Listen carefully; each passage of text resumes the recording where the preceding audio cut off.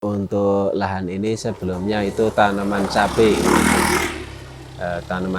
tapi jenis mereknya bukan OR Tavi. Ya, kemudian saya olah lahan lagi, terus saya rombak, saya tanam dengan benih yang baru merek OR Tavi. Oke, nah jadi untuk pupuk dasar Mas Ivan menggunakan kohe ayam ditambah dengan NPK ditambah dengan kalsium. Saya kocor sekali pakai KNO putih sama C4 Nutriren.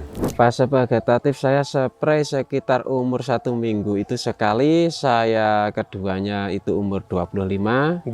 Untuk ketiganya itu umur 35 hari. Pupuk bunga saya cuma pakai C4 merah itu sekali itu. Oh, jadi untuk buahnya bagus. Buah bunganya buah bunganya banyak, buahnya keras, padat yang jelas ya. Nah, hasilnya seperti ini. Beliau menggunakan pupuk C4 keleng-keleng ya, warnanya keleng-keleng. Untuk tekstur yo keras, padat, dan boleh dilihat di lahan saya kalau OR Tavi untuk saat ini memang bagus lah. Memang bagus. Nah, saya petik pertama kali itu 8 kilo, untuk yang kedua kali itu dapat 12 kilo. Kalau masalah Antranoxa kayaknya kuat ya Mas, kuat ya. Ya khususnya untuk petani muda di daerah Temanggung, tetap selalu semangat, jangan putus asa, nggak usah mikir harga kalau nanam cabai, yang penting cabainya bagus dulu.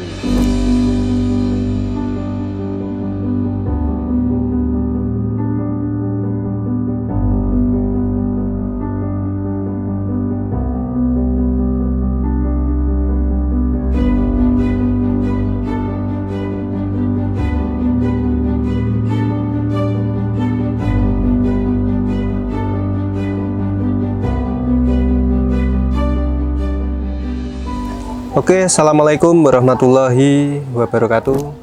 Baik lagi bersama saya Anang Ismawan pada channel Halbanero Official. Oke, di video kali ini kita akan belajar budidaya tanaman cabai rawit merah di lahan tegalan. Nah, yang dimaksud lahan tegalan ini sendiri adalah lahan yang tidak pernah di padi ya Mas ya, bisa diartikan seperti itu ya, tidak atau pernah. Lahan sepanjang masa kering, hanya mengandalkan tada hujan ya, hujan. Oke. Nah, kali ini saya bersama petaninya langsung, nanti kita akan berkenalan sembari bertukar ilmu atau relasi ya Mas ya, mengenai tanaman cabai rawit merah ini sendiri. Oke Mas, bisa diperkenalkan? Assalamualaikum, nama saya Ivan Sagara. Kali ini saya akan bercerita mengenai tanaman saya. Untuk tanaman saya adalah jenis rawit OR Tavi. Oke, jadi beliau ini bernama Mas Ivan. Alamatnya Mas? Sosoran Pasuruan Bulu Temanggung. Sosoran Pasuruan Bulu Temanggung. Nah, dia bertanam cabai rawit merah OR Tavi, di mana di wilayah ini sendiri udah endemik virus, bisa dikatakan sangat parah.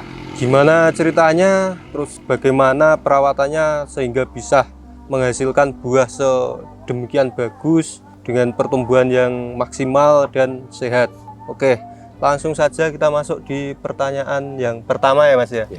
Untuk pertanyaan yang pertama ini mengenai pengolahan lahan. Nah, untuk lahan ini sendiri tadinya itu bekas tanaman cabai atau sayuran Mas? Untuk lahan ini sebelumnya itu tanaman cabai,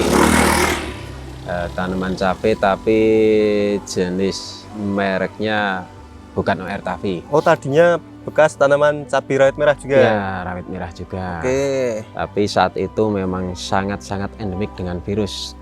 Satu lahan itu nggak ada yang hijau, sudah mayoritas bule kemudian, atau kuning lah. Kemudian dirombak itu? Ya, kemudian saya olah lahan lagi, terus saya rombak, saya tanam dengan benih yang baru merek OR Tavi. Oke, nah untuk pengolahan lahan ini sendiri Mas, jenengan pakai ukuran bedengan berapa ini? Kalau bedengan di sini ukurannya 50-40 ya Mas. 50-40 ya, 50 cm kali 40 untuk tanaman yang saat ini. Ya. Itu ukuran 50-40. Dengan jarak 50-40? Iya, dengan jarak 40-50. Oke, lah untuk pupuk dasar daripada tanaman ini sendiri Mas, menggunakan pupuk apa ini? Kalau pupuknya macam-macam. Kalau lahan kering seperti Tegalan ini saya makainya kohe ayam. Kohe ayam. Iya, terus NPK, jenis macam-macam NPK lah. Ada NPK 16, ada Saprodap, ada macam-macam lah. Untuk dolomit Mas, jenengan pakai atau enggak ini? Kalau dolomit saya nggak pakai. Oh, nggak pakai? Dikarenakan? Saya langsung makainya ke kalsium. Oh, kalsium. Iya. Kalsiumnya kalsium nitrat. Iya, kalsium nitrat. Dengan satu roll plastik besar atau 1000 meter, berapa dosisnya? Kalau kalsium saya makainya per satu roll 1 dos, 40 bungkus. 40 bungkus, 40 iya, kilo ya? 40 kilo. Oke. Jadi untuk pupuk dasar Mas Ivan menggunakan kohe ayam ditambah dengan NPK ditambah dengan kalsium. Bukan menggunakan dolomit, namun beliau langsung menggunakan kalsium nitrat. Itu banyak banget di toko-toko sekitar ya Mas ya? Iya, banyak. Mereknya juga banyak banget. Dengan dosis atau pemakaian untuk satu roll besar atau 1000 meter persegi itu menggunakan 40 kilo. Oke, lanjut ke pertanyaan berikutnya nih Mas. Dirasa pupuk dasar udah sesuai dengan apa yang kita harapkan ini. Iya. Kemudian ditutup mulsa. Nah, sebelum penanaman itu sendiri Mas, lahan sudah siap itu. Didayung terlebih dahulu atau dilerem atau istilahnya sekarang udah jadi besok ditanam?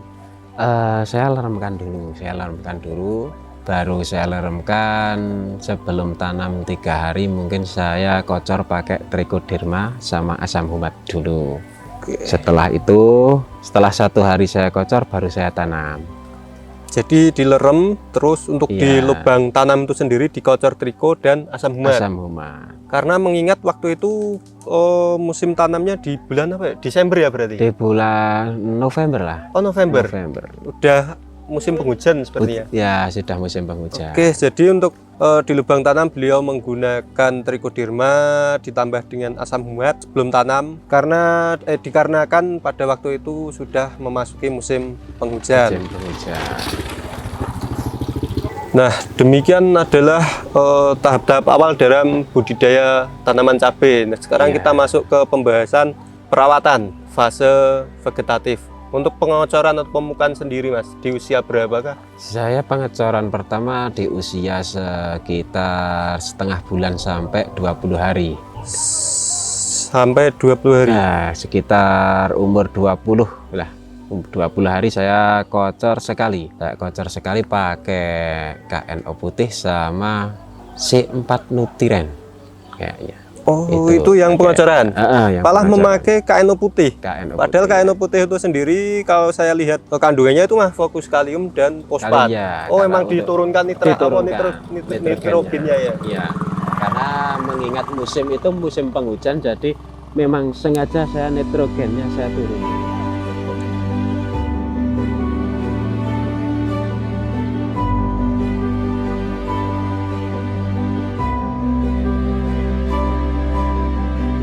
Pengecoran pertama ya Mas ya? Itu jenengan malah menggunakan KNO3 putih ditambah dengan C4 yang hijau? Yang hijau. Oke, padahal kalau saya lihat untuk kandungan KNO3 putih itu sendiri malah condong ke kalium Mas? Kalium ya. Ini alasannya kenapa ini?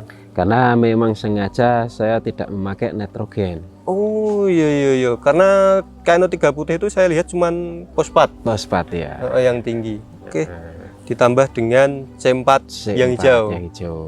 Itu juga udah ada mikronya. Udah ada fosfat, sangat kompleks banget untuk kandungan nutrisinya. Nah, pengecoran di fase vegetatif ini sendiri dilakukan hanya sekali atau berapa kali Mas? Hanya sekali saja, hanya sekali pengecoran ini. Terus ke masuk generatif itu masih dikocor? Masih. Saya untuk kocor lagi. Pemupukan di fase generatif Mas? Nah, itu saya pakai kocor, saya pakai NPK Novatek sama saya kasih Triko lagi. Ditambah triko untuk Ditambah menjaga, triko, untuk ya. memerangi jamur patogen ya Mas Jamur ya. patogen. Sampai terlewatkan ini Mas, pertanyaan untuk penyempraian di fase vegetatif. Fase vegetatif saya spray sekitar umur 1 minggu itu sekali, saya keduanya itu umur 25. Nggih. Untuk ketiganya itu umur 35 hari. Untuk pupuknya Mas? Untuk penyepraian saya pakai inseknya saya pakai bahan Abamectin. Oke. Sama saya pakai lain seperti imidacloprid dan lain sebagainya. Saya rolling dengan fungisida ringan. Pada waktu itu emang udah masuk penghujan ya Mas ya? Sangat-sangat penghujan. Jadi sangat penghujan. Pada fase vegetatif pun beliau harus tetap menyertakan fungisida itu sendiri. Iya. Bahan aktif apa Mas? Bahan aktifnya Mancozeb, sama saya pakai Metalaxyl yang jelas. Metalaxyl. Untuk dosis daripada insek ini sendiri Mas, berapa mili per tangki atau berapa sendok? Saya memakainya setiap 1 tangki per 16 liter saya pakai 10 mili. Sekitar berapa sendok? 2 sendokan ya? Ya, sekitar 2 sendok kurang lebih lah. Oke, untuk insektisida beliau menggunakan dosis 10 mili atau setara dengan 2 sendok, yaitu Abamectin, imidacloprid. Imidacloprid ya. Untuk Abamectin untuk trip, terus imidac itu nantinya untuk kutu-kutuan dan juga belalang atau perusak daun ya Mas. Daun ya, Bro. Lanjut ke penyepraian di fase generatif. Tadi kan udah pemupukan di fase generatif Mas. Sekarang penyepraiannya. Penyepraian itu setelah fase-fase itu saya spray rutin 5 hari sekali. 5 hari sekali. 5 hari sekali dengan fungisida rollingan Mas. Tetap di rolling itu Mas. Tetap rollingan terus. Bisa disebutkan Mas? Ya, ada beberapa jenis dari fungisida seperti Mancozeb. Terus nanti saya rolling pakai Amistar. Saya rolling lagi Chlorothalonil dan lain sebagainya, sejenis fungisida lah. Tapi jelas saya rolling itu.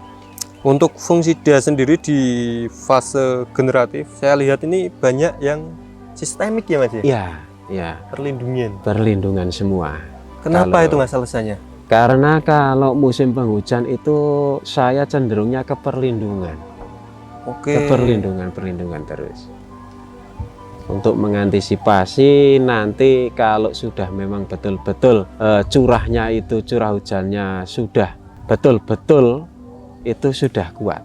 Untuk nutrisi bagian atas ini menggunakan pupuk apa ini Mas? Untuk itu pupuk bunganya? Kalau pupuk bunga saya cuma pakai C4 merah itu sekali itu. Jadi pupuk nutrisinya ini sendiri menggunakan C4 merah? C4 merah sekali saja. Sekali doang? Sekali aja. Sampai saat ini? Sampai saat ini. Oke.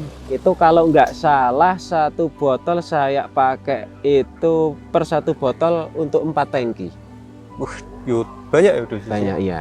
Itu memang saya banyakin per 1 botol 4 tangki. Efek daripada penggunaan C4 ini sendiri untuk buah Mas? Untuk buahnya bagus. Buah bunganya banyak, buahnya keras, padat yang jelas ya. Padat dan boleh dilihat di lahan saya. Kalau OR Tavi untuk saat ini memang bagus lah, memang bagus. Nah, ini teman-teman tadi saya memetik 2 buah dari kebun beliau. Ini tanaman bulan November ya Mas? November. Nah, hasilnya seperti ini. Beliau menggunakan pupuk C4, keleng-keleng ya, warnanya keleng-keleng. Untuk tekstur yo keras, sangat keras, sangat pedas. Ganteng ya, kayak tanine ya Mas. Ganteng ya. Oke Mas, kembali ke materi ini Mas. Untuk OR Tavi ini sendiri Mas, udah petikan keberapa? Ini baru 2 kali petik Mas. 2 kali petik? Baru 2 kali petik. Terakhir petik mendapatkan hasil tonase berapa? Itu pertama petik itu 8 kilo, kedua itu kalau nggak salah 13 kilo Mas. Untuk tonase petik tadi mendapatkan berapa Mas? Pertama saya petik pertama kali itu 8 kilo. Ya. Untuk yang kedua kali itu setelah 3 hari itu dapat 12 kilo. Wih, dari 8 kilo terus 12 kilo 12, ya Mas? ya. Dengan interval berapa hari? 3 hari? 3 hari. 3 hari sekali petik ya Mas? Ya, untuk saat ini belum saya petik itu masih kelihatan merah-merah itu di lahan. Untuk Anthranoxa sendiri Mas? Kalau masalah Anthranoxa kayaknya kuat ya Mas, kuat ya. Karena yo buahnya emang bener-bener sangat keras itu, sangat keras. Nah ini ya. bener-bener tebel teman-teman. Kalau RTAV untuk yang saat ini memang bagus. Bagus Mas. Bagus ya. Ini yang lot kedua sebenarnya. Yang kloter kedua ini sangat udah bagus. melalui tahap pembaruan. Ya. Soalnya saya tadi juga lihat hampir semua seperti ini. Itu rata-rata buahnya sudah rapi lah, rapi, tebal, keras, betul-betul bisa dikatakan kalau itu ori. Nah ini masuk ke pembahasan penjualan ini Mas. Untuk penjualan sendiri Mas, ini masuk ke kategori ori atau rawit merah burga? Kalau untuk awal-awal ORTAV yang sudah saya alami baru-baru ini masuknya ke RM. Ya. Tapi kalau untuk yang saat ini model yang seperti ini, pembaruan yang ini kayaknya tetap masuknya tetap masuk ke ori ya Mas. Ini masuk ke ori ini. Masuknya ke ori. Karena yo jenengan lebih paham soalnya kan jenengan bakul lombok loh Mas. Bakul segala bakul. Iya. Iya ora. Termasuk dong telo ora tidak ya. Iya. Oke, wapi eram loh. Kalau untuk saat ini memang sangat bagus, sangat bagus.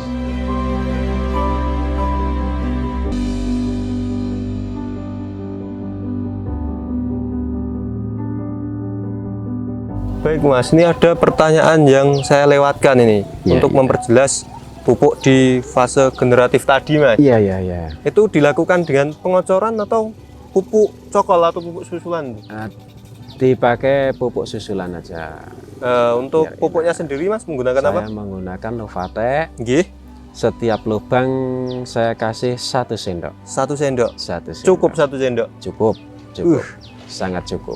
Bisa dibilang ini sangat ngirit ya Mas, atau menghemat. Sangat-sangat hemat. Dengan pupuk cokol atau pupuk suntikan itu hanya menggunakan 1 sendok Novatek per lubang ya Mas. Per lubang. Baik Mas, pertanyaan berikutnya Mas. Untuk harga cabai ini sendiri Mas, terakhir petik itu dapat harga berapa Mas? Kemarin pas harga 65. Harga 60 ya Mas. 60 ya. Menurut jenengan untuk harga kedepannya ini untuk cabai itu akan terus naik, apa stabil, apa akan turun untuk di wilayah Temanggung ini Bisa sendiri? dikatakan harga cabai akan stabil.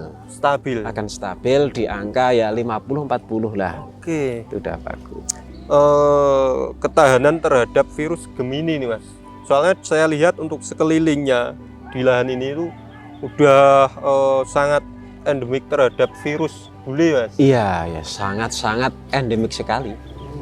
Nah untuk ORTAV ini sendiri Mas, Kalau untuk ORTAV ya bisa dilihat di lahan saya dengan lahan seluas itu nggak ada yang bule. dari berapa ribu tanaman? 3.000? Sekitar 4.000-an. Oh 4.000. Tidak ada yang bule dan bisa teman-teman lihat nanti di layar kaca HP teman-teman, soalnya nanti udah pakai kamera drone nanti terlihat dari atas itu semua. Gimana ekstrimnya lingkungan daripada lahan ORTAV ini sendiri untuk virus Gemini?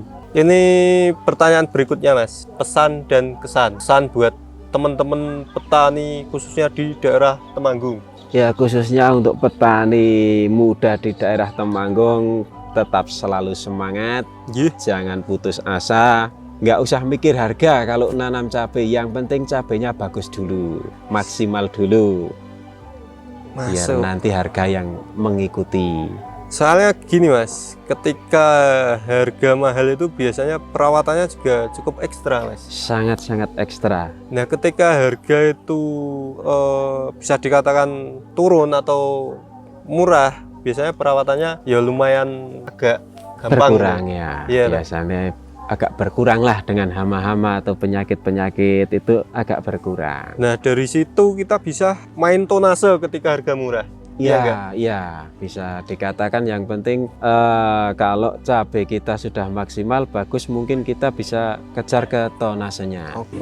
Buat teman-teman ketika tanam cabai jangan terpaku pada harga cabai. Iya. Jangan terpaku. Ketika nanti harga murah kita main di tonase, kita cari varietas yang memiliki tonase lebih unggul ya Mas ya. Iya. Oke. Untuk ini Mas, kesan daripada OR-Tavi ini sendiri Mas. Kalau untuk OR-Tavi sendiri saya puas dengan OR-Tavi ya, dengan tonase yang saya petik itu sangat bagus. Untuk OR-Tavi sendiri itu bobotnya masuk, buahnya saya masuk, untuk tonase pun masuk. Untuk OR-Tavi saat ini baguslah buat saya. Mungkin untuk petani muda bisa mencoba untuk benih yang OR-Tavi ini bisa ditanam di lahan dengan ketinggian berapa mdpl lebih. Tempat saya ini kalau nggak salah 700-an mdpl lah, sekitar itu lebih. Ditanam di 700? Sekitar 700 mdpl. Iya. Tadinya juga tidak ini Mas ya, melalui perempelan juga tidak ya? Tidak. Itu apa adanya aja. Oke, berikut adalah kesan dan pesan dari Mas Irfan dari Temanggung. Saya ucapkan banyak terima kasih nih Mas. Iya. Sudah berbagi materi ilmu di channel Halbanero Official ini sendiri. Iya. Nah, buat teman-teman semuanya yang mau beli produk-produk dari Halbanero, bisa hubungi nomor di bawah ini. Oke, sebelum saya tutup video kali ini, buat teman-teman jangan lupa untuk like, komen, dan subscribe, share sebanyak-banyaknya. Saya akhiri. Wassalamualaikum warahmatullahi wabarakatuh.